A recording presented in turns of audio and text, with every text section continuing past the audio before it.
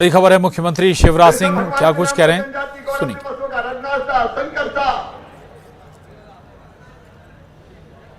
महारानी लक्ष्मीबाई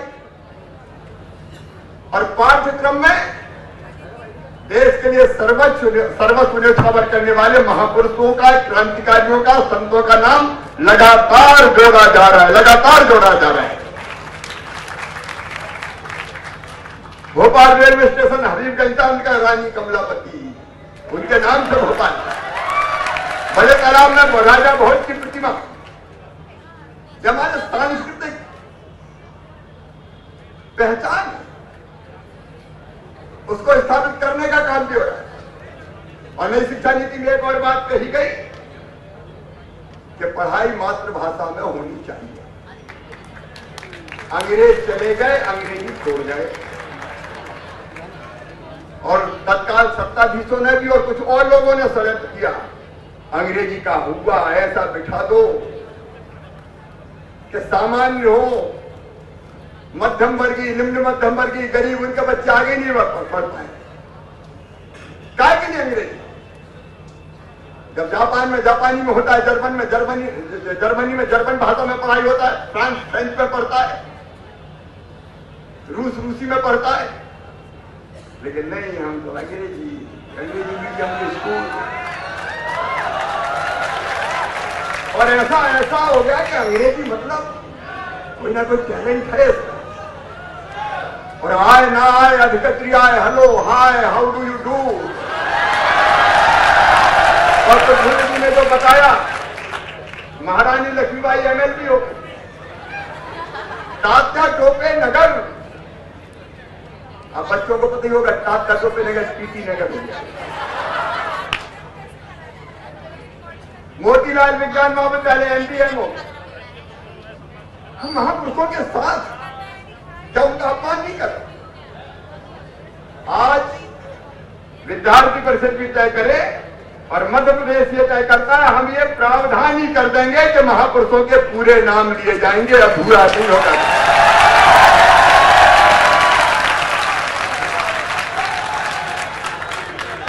और अंग्रेजी ऐसी सब चढ़ के बोलने लगी। अब कई जगह मैंने देखा शहरों में, मैं वो भी आज तक करके जा रहा हूं, जरा से कस्बे, आई लव माई पोर्सन।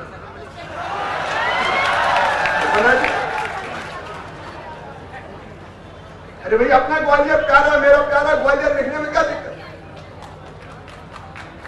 अब ये राज्य का आदेश निकलेगा कि नाम हिंदी में लिखे जाएंगे मध्य प्रदेश की धरती पर।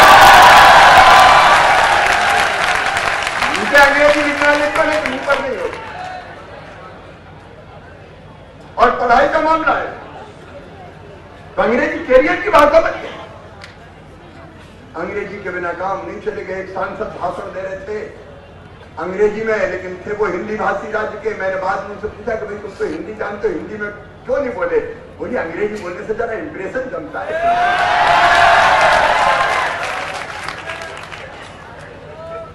आए ना आए बोलो, लेकिन मैं ये बताना चाहता हूं कि षड्यंत्र भी था। अब मध्य प्रदेश जैसे राज्य में 90%, गांव में तो 98% नहीं जानते अंग्रेजी। अंग्रेजी नहीं जानने का मतलब ये नहीं कि हमें बुद्धि नहीं है। बुद्धि है, अकल है, क्षमता है, प्रतिभा है, योग्यता है।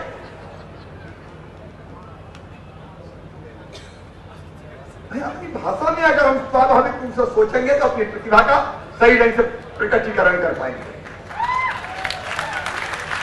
लेकिन अंग्रेजी के कारण मुझे पता, मुझे एक मेडिकल कॉलेज में एडमिशन का नीट के माध्यम से पढ़ाई छोड़कर बच्चा भाग गया। मैंने पूछा बात क्या है? कहने वो अंग्रेजी समझ में नहीं आती, हम तो हिंदी में पढ़े थे, तो मामा समझ में नहीं आई, तो अपने बस करनी हमने छोड़ी। बच्चों के भविष्य का सत्यानाश अंग्रेजी ने कर दिया। मध्य प्रदेश पहला राज्य है जहां हमने तय किया मेडिकल और इंजीनियरिंग की, तकनीकी की पढ़ाई भी हिंदी में होगी। हिंदी में किताबें तैयार हो गई। पढ़ाई प्रारंभ हो गई। निज भाषा की उन्नति है सब उन्नति को मूल। भाषा के रूप में अंग्रेजी सभ्य जाने, कोई दिक्कत नहीं, लेकिन अंग्रेजी के अभाव में किसी प्रतिभा को हम मरने नहीं देंगे किसी भी कीमत पर। और नई शिक्षा नीति के सारे प्रावधान, ज्ञान देना, कौशल देना, नागरिकता के संस्कार देना, उनको लागू करने के गंभीर प्रयास मध्य प्रदेश में होंगे और मध्य प्रदेश सबसे आगे रहेगा, ये मैं आपको विश्वास दिलाता हूं। और दूसरी बात देखिए, तो गरीब घर में पैदा हो गया, निम्न मध्यम वर्गीय परिवार में पैदा हो गया, तो दोष है। कई बार धन का अभाव पढ़ाई में बाधा बन जाता है और इसलिए बच्चों का भविष्य केवल धन के अभाव में चौपट ना हो जाए। और इसलिए मुख्यमंत्री मेधावी विद्यार्थी योजना से लगा के 12वीं में है तो लैपटॉप और मेधावी विद्यार्थी योजना सबके लिए, केवल जानकारी के लिए विद्यार्थी परिषद के मित्रों से कह रहा हूं। इस योजना के अंतर्गत 75% से ज्यादा 12वीं में नंबर लाने वाले बेटे बेटी, उनका नीट के माध्यम से मेडिकल कॉलेज में, जेई मेंस के माध्यम से इंजीनियरिंग कॉलेज में, क्लेट के माध्यम से लॉ कॉलेज में या किसी और बिजनेस मैनेजमेंट के कोर्स में एडमिशन होगा तो फीस मम्मी पापा नहीं भरवाएंगे, प्रदेश की सरकार भरवा के देगी। भविष्य का, बच्चों का भविष्य बर्बाद नहीं होगा। मैं विद्यार्थी परिषद में उल्लेख इसलिए कर रहा हूं कि जानकारी रहे ताकि हम और बच्चों की मदद कर सकें। लाडली लक्ष्मी जैसी योजना जिसमें उच्च शिक्षा, मेडिकल, इंजीनियरिंग कोई भी हो निःशुल्क होगी। बाकी भी अलग अलग क्षेत्रों में स्वरोजगार की योजना, क्योंकि हमको देश तो बनाना है, लेकिन प्रदेश का भविष्य भी, हमारे बच्चे हैं उनका भविष्य भी बर्बाद ना हो, उसके लिए भी हम काम करते रहे। मैं आज विद्यार्थी परिषद के अधिवेशन पे आप सबसे मिलकर अत्यंत प्रसन्न हूं और मुझे ऐसा लग रहा है कि एक आध नहीं रह जाऊं, लेकिन समय इसकी इजाजत नहीं देता। मैं केवल अच्छे कार्यकर्ता के लक्षण जो बौद्धिक मैंने सुना था वो बता के अपनी बात समाप्त करूंगा। आप सब अच्छे कार्यकर्ता, इसका मतलब ये नहीं कि अच्छे नहीं, अच्छे ही हैं। लेकिन भगवान श्री कृष्ण से गीता में अर्जुन ने पूछा था कि सात्विक कार्यकर्ता कौन, अच्छा कार्यकर्ता कौन। उन्हें एक श्लोक कहा था, मुक्त संगो अनहमवादी धृति उत्साह समन्विता सिद्धि असिद्धि और निर्विकारा करता सात्विक उचिते।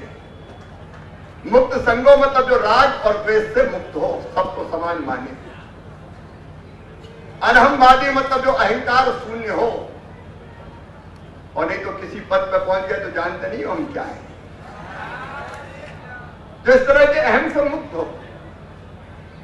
धृति मतलब धैर्य। कई बार हम लोग काम करते हैं, सफलता नहीं मिलती तो निराश होने की जरूरत नहीं है, नहीं तो सोचते करे यार इतने दिन से प्रयास कर रहे हैं, यहां तो काम बढ़ ही नहीं रहा।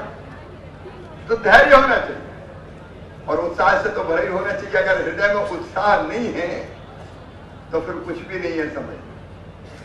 कुछ लोग ऐसे होते हैं कि जिनके पास अगर जाओ, आप भी विद्यार्थी परिषद के नाते जाते होंगे तो इतनी निराशाजनक बातें करते हैं कि काम करने वाला का उत्साह ठंडा हो जाए। और ये हो ही नहीं सकता, तुम कहां लगे हो। पहले कहते थे, अब नहीं कहते, इंडिया सुधर ही नहीं सकता। लेकिन कुछ ऐसे होते हैं कि मुर्दे में भी प्राण। तो हमको उत्साह से सदैव भरे रहना चाहिए और सफलता मिले तो ठीक है और नहीं मिली तो फिर प्रयास करेंगे। ऐसे कार्यकर्ता सात्विक कार्यकर्ता कहलाते हैं।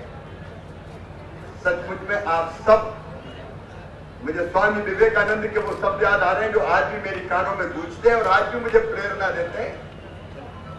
उन्हें कहा था, कार्यकर्ताओं से कहा, काम करने वालों से, कि तुम केवल 3.5 हाथ के हाल मास के पुतले नहीं,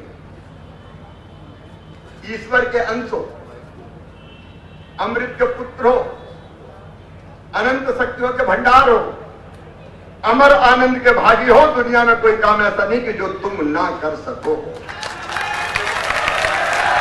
अपने आप को पहचानो।